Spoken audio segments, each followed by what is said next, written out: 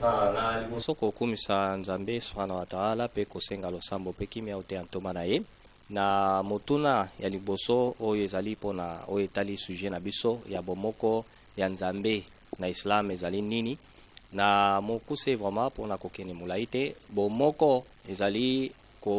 kozala moko, sadi kokomisa eloko ezala moko ezali contraire ya biloko ebele to pe ya mai oyo ezali ebele yango babengi moko. Me soki balobeli bomoko ya Nzambe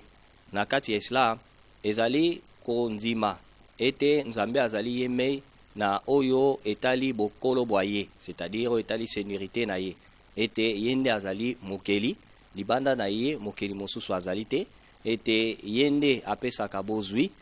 libanda na ye ezali na mosusu apesaka bozwi azali te, ete yende azali oyo azali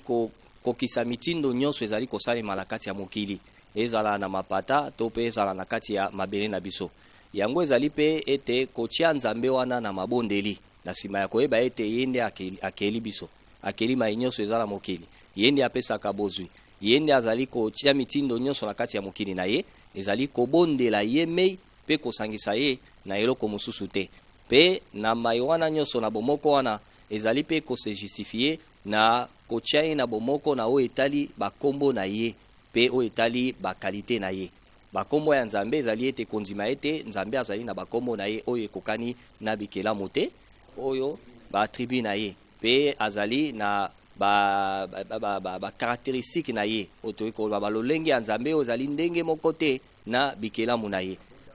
Abota te eloko moko te kokani na ye ndenge ezali na chapitre ya sincérité to pe ikhlas oyo ezali kolimbola na biso ete tango bato baye pa ya Muhammad kotuna na ye lobela biso Nzambe na yo wana azali ndenge nini, asikazali lokola banzambe na biso bazali mibale misato, alobi Nzambe alobi na ye loba ye Nzambe azali obele moko, Allahu Samad, azali indépendant adépendaka na eloko te, sadi bato nyonso bazali kozonga kodépendre epai na ye,